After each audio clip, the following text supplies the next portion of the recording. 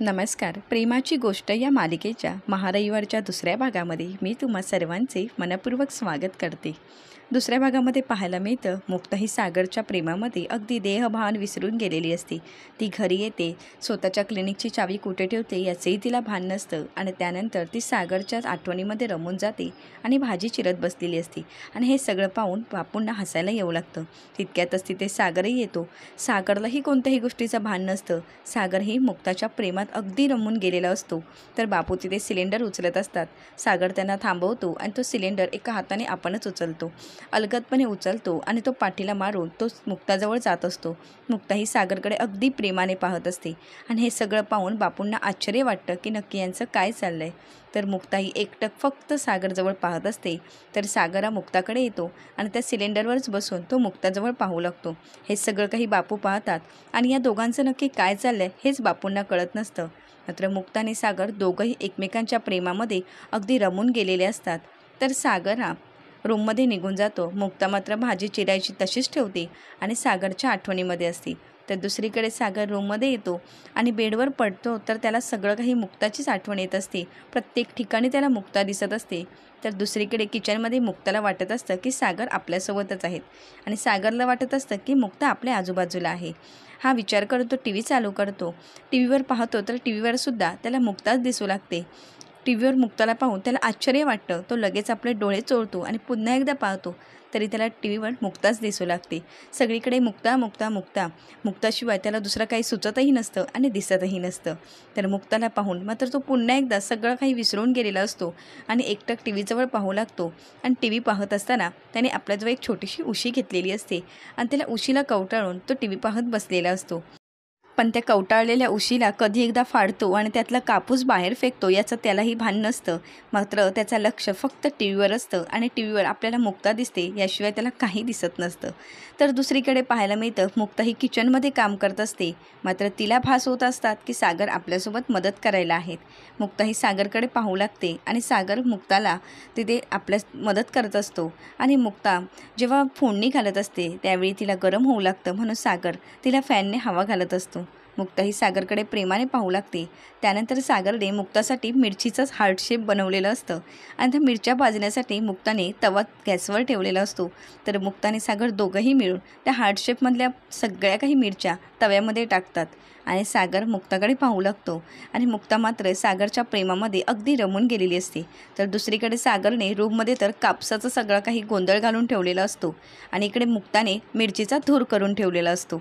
मुक्ताला आपल्या हातून एवढा मोठा धूर झाला आहे, गॅस पेटतो याचं काहीही भान नसतं आणि मुक्ता फक्त सागरमध्येच रमून गेलेली असते. इंद्राताई, बापू सर्वजण बाहेर येतात आणि त्या धुराने सगळ्यांना ठसका लागलेला असतो. इंद्राताई या मुक्ताला आवाज देऊन बोलू लागतात, अगं मुक्ता, सगळीकडे धूर झालाय, बघ जरा गॅस बंद कर. मात्र मुक्ताचा काही लक्ष नसतो. इंद्राताई म्हणतात, नक्की यांचं काय चाललंय? बापू म्हणतात, काही विचारू नकोस, त्यांचं असंच चाललंय. आल्यापासून मी पाहते पण त्या दोघांचंही कुठेच लक्ष नाही. इंद्राताई बोलतात, तिचं डोकं तर फिरलंच आहे, तुमचंही फिरलंय का? अहो खिडक्या उघडा, घरभर धूर झालाय, बघा जरा. इंद्राताई मुक्ताकडे जातात आणि मुक्ताला म्हणतात, अगं तू कुठे आहेस? इथे गॅस चालू आहे आणि तुझं काही भानही नाही आहे. तू काय करतेस नक्की? आम्हाला धुरी द्यायचं ठरलं आहे की आम्हाला मारून टाकायचं? तर इंद्राताई मुक्ताला खूप काही बोलू लागतात. तितक्यातच मुक्ता भानावर येते आणि बोलते, सॉरी मम्मी, मला वाटलंच नव्हतं की माझ्यातून एवढं काही होईल. मुक्तालाही त्यानंतर ठसका लागतो, पण एवढा वेळ मुक्ताला भानही नसतं की आपल्यातून काय घडतंय. सगळ्या धुरामुळे स्वातीही तिथे येते आणि बोलू लागते, मम्मी हे सगळं सोड आणि भाईजवळ जाऊन बघ. भाईने तर सगळ्या उशा फाडून सगळ्या रूमवर आपला बेडरूम भरून ठेवला आहे कापसाने. इंद्राताई बोलतात, नक्की यांचं काय चाललंय? हिने तर इकडे धूर केला आहे आणि त्याने तिकडे कापूस ठेवला आहे, चल बघूया. असं बोलून इंद्राताई बघण्यासाठी निघून जातात. मुक्ताला मात्र हसू येऊ लागतं. तर दुसरीकडे सागर हा टी व्हीजवळ पाहत असतो आणि हळूहळू त्याने सगळ्या उशांमधला कापूस अगदी वेगळा केलेला असतो. मात्र त्याला तर टी व्हीवर मुक्ताच दिसत असते आणि तो मन लावून अगदी टी व्ही पाहत असतो. बघायला गेलं तर टी व्ही काही बंदच असते. तर तेवढ्यातच बापू, स्वाती आणि इंद्राताई येतात आणि सागरकडे पाहतात. सागरचा लक्ष टी व्हीकडे असतो म्हणून इंद्राताई टी व्ही पाहतात तर टी व्ही बंद असते. म्हणून त्या सागरला आवाज देऊ लागतात. मात्र सागरचा काही लक्ष नसतो, तो अगदी भान हरपून गेलेला असतो. इंद्राताई मोठ्यानेच आवाज देतात आणि सागरला भानावर आणतात. सागरला बोलतात, सागऱ्या, अरे काय चाललंय तुझं? तिकडे तुझी बायको घरभर धूर करून ठेवते आणि तू इथे सगळ्या उशांचं गोंधळ घालून ठेवला आहेस. अरे नक्की काय चाललंय? सागऱ्या, मला सांग, तुझ्यावर कोणी जादूटोणा तर केला नाही आहे ना? अरे काय चाललंय तुमचं दोघांचं? बापू बोलतात काय चाललंय काय माहिती, दोघंही भानावर नाही आहेत. मी सकाळपासून बघतो आहे त्या दोघांचं कशातच लक्ष नाही आहे. तर इंद्राताई सागरला बोलतात मला काही माहिती नाही, तू हे सगळ्या उशा नीट करून ठेवायच्या आणि माझ्या सगळ्या वस्तू जागच्या जाग्यावर ठेवायच्या, असं बोलून त्या बाहेर येतात. तर मुक्ता बोलू लागते काय झालं आहे मम्मी? तेवढ्यातच मिहीर आणि मिहिका येतात. मिहीर बोलतो मावशी काही झालं आहे का, काही जळलं आहे का? इंद्राताई बोलतात आमचं नशीब जळलं आहे, बाकी काय. अरे ही तुझी वहिनी, तिने तर घरामध्ये सगळा धूर करून ठेवला आहे आणि तिकडे तुझा दातूस त्याने जाऊन बघ काय केलं आहे ते. त्याने सगळ्या उशा फाडून टाकल्या आहेत आणि रूमवर कापूस केला आहे. काय चाललं आहे ह्या दोघांचं, कसल्या धुंदीत आहेत ना ते मलाच कळत नाही. पण एक सांगते, माझ्या सर्व वस्तू नीट ठेवायच्या. माझ्या घरातल्या प्रत्येक वस्तू मला नीट हव्यात, नाहीतर माझ्यासारखं वाईट कोणी नसेल एवढं लक्षात ठेवा. तेव्हा ते मिहीरला बोलतात मिहीर आता एक काम कर, तुझ्या दादूची खोली आहे ना ती जाऊन तू आवरायची. आणि मिहिकाला बोलतात अगं ये चिचुंद्रे, तू काम करायचं, तुझ्या ताईची मदत करायची. तुझ्या ताईने जो घरात धूर केला आहे ना तो सगळा घालवायचा. तर तेवढ्यातच तिथे सागर आलेला असतो. तर पुन्हा एकदा सागर आणि मुक्ता एकमेकांजवळ पाहू लागतात आणि दोघंही पुन्हा एकदा भान सगळं हरपून गेलेले असतात. इंद्राताई सागरकडे पाहतात तर सागरचा मात्र कशातच लक्ष नसतो. म्हणून इंद्राताई सागरला बोलतात काय चाललं आहे सागरा तुमचं दोघांचं? अरे तुमचं कशातच लक्ष नाही आहे, तुम्ही काय करताय ह्याचं तुम्हाला लक्ष आहे का भान? मात्र इंद्राताई दोघांना एवढं काही बोलतात, मात्र दोघंही एकमेकांजवळच पाहत असतात. आणि हे सगळं पाहून मिहीर आणि मिहिकाला खूप हसायला येऊ लागतं. इंद्राताई बोलतात सागर मी तुलाही सांगते, या घरातल्या प्रत्येक वस्तू मला नीट दिसायला हव्या, तर माझ्या एवढं वाईट कोणी नसेल. असं बोलून त्या स्वातीला आणि बापूंना बोलतात आता तुम्ही इथे काय बघत राहिला आहे? एवढा सगळा धूर झाला आहे, एवढा ठसका बसतो आहे, तरी तुम्हाला इथेच थांबायचं आहे का? चला बघू तुम्ही सगळ्यांनी आतमध्ये. ना काय गोंधळ घालायचं तो घालून देत, असं बोलून सगळेजण निघून जातात. तर पुन्हा एकदा सागर आणि मुक्ता एकमेकांजवळ पाहू लागतात आणि पुन्हा ते दोघंही एकमेकांना विसरून गेलेले असतात, फक्त एकमेकांच्या डोळ्यात पाहू लागतात. आणि हे सगळं मिहीर आणि मिहिका पाहतात. ते दोघंही त्यांना बोलू लागतात नाही म्हणता म्हणता तेच सगळं प्रेमात पडले असं बोलून पुढे येतात.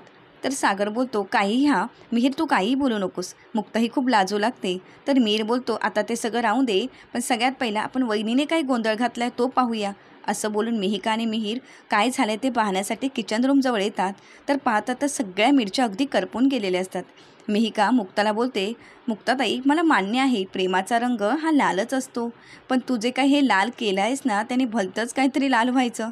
मुक्ता बोलते काही या मिहिका तू असं काही बोलू नकोस, असं काही झालं नाही आणि आम्ही असं काही प्रेमात वगैरे पडलेलो नाही होता. पण मिहीरचा कान पकडतो आणि म्हणतो मिहीर काय चाललंय तुमचं दोघांचं? मुक्ता बोलते अगदी बरोबर, तुम्ही दोघांनी आमच्याशी नीट वागायचं हा, कारण आम्ही तुमच्यापेक्षा मोठे आहोत हे लक्षात ठेवायचं.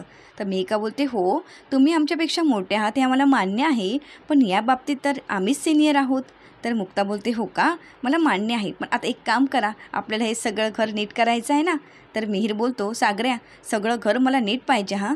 असं बोलताच मुक्ता आणि मिहिकाला हसू येऊ लागतं. तर मिहीर बोलतो असं मावशी बोलते, पण आता आपल्याला तेच सगळं करायचं आहे.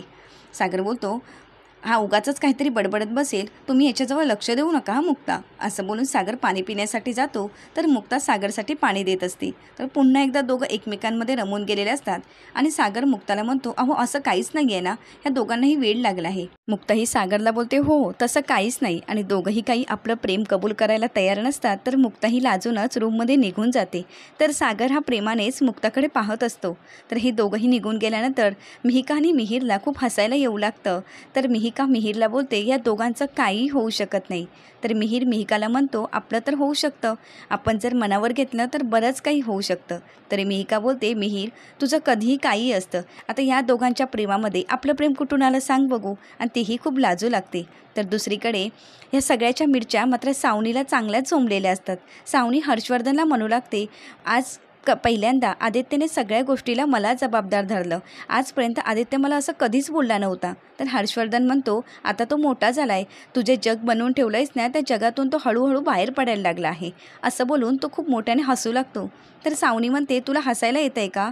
अरे मी आदित्यला माझ्या ताब्यात ठेवण्यासाठी किती प्रयत्न केले हे तुलाही माहिती आहे. वेळोवेळी मी आदित्यच्या मनात सागरविषयी विष पेरत गेले आणि आदित्यलाही ते खरं वाटायला लागलं, म्हणून आदित्य माझ्यावर विश्वास ठेवत होता. पण आता तसं नाही घडत, त्याला कारणीभूत फक्त मुक्ता आहेत. मुक्ताने जे काउन्सिलिंग भरवलं ना त्यामुळे सगळ्याची माती होऊन बसली.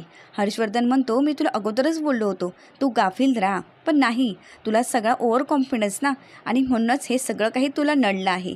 मुक्ताने सगळं काही तुझ्यापासून हिरावून घेतलं, यातच मुक्ता अर्धी लढाई जिंकली आहे.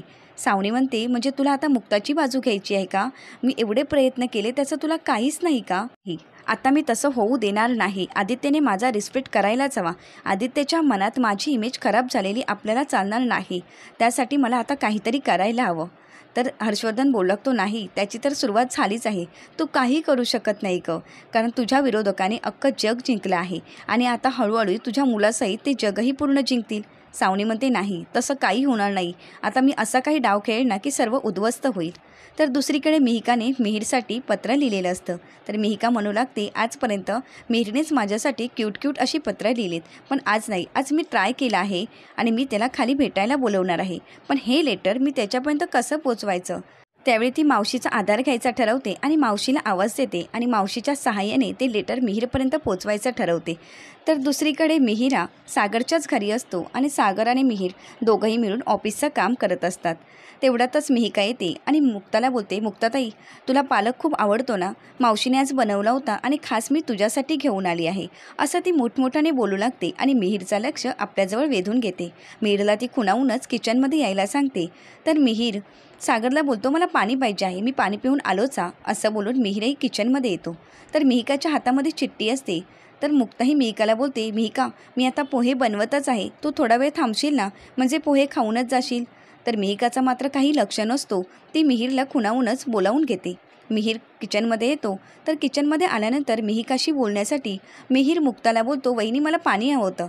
मुक्ता पाणी आणण्यासाठी बाजूला जाते आणि मिहिकाने ती चिठ्ठी लगेचच मिहीरच्या हातात दिलेली असते. मिहीर ती चिठ्ठी पाहतो आणि त्यामध्ये असं असतं की मला तुझ्याशी खूप काही बोलायचं आहे, तू मला खाली भेटायला ये.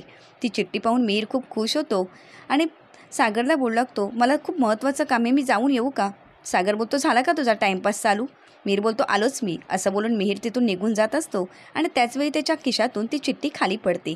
तर मुक्ताला मिहिकाही बोलू लागते, ताई, मला पोहे नको आहेत, मावशीने एक महत्त्वाचं काम सांगितलं आहे ना, त्यासाठी मला जावं लागेल.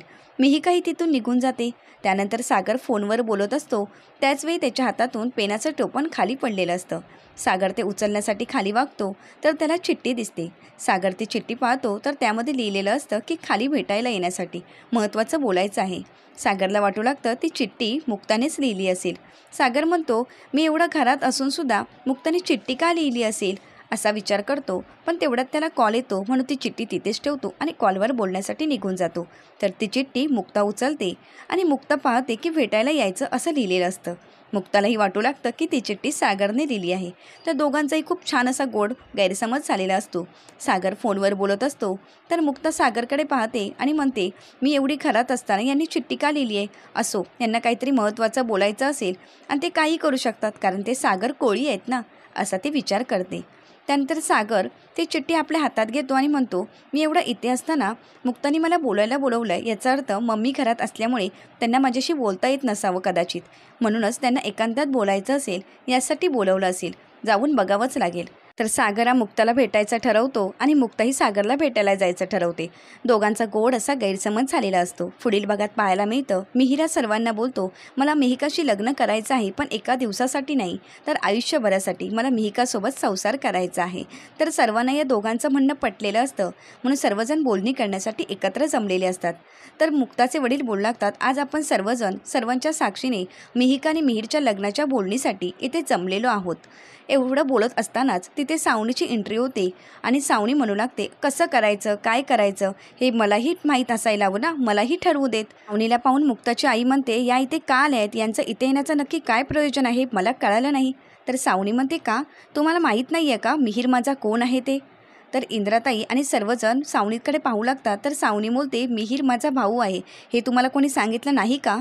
तर हे ऐकताच मिहिकालाही धक्का बसतो. तर मुक्ताही हे सगळं ऐकून सावनीकडे पाहू लागते आणि मिहीर मात्र शांतच असतो. तर सावनी आणि मिहीरचं नातं नक्की काय असेल? खरंच मिहीर हा सावनीचा भाऊ असेल का? हे पाहण्यासाठी चॅनलला नक्की सबस्क्राईब करा. व्हिडिओ आवडल्यास व्हिडिओला लाईक करा. व्हिडिओ पाहिल्याबद्दल मनपूर्वक धन्यवाद.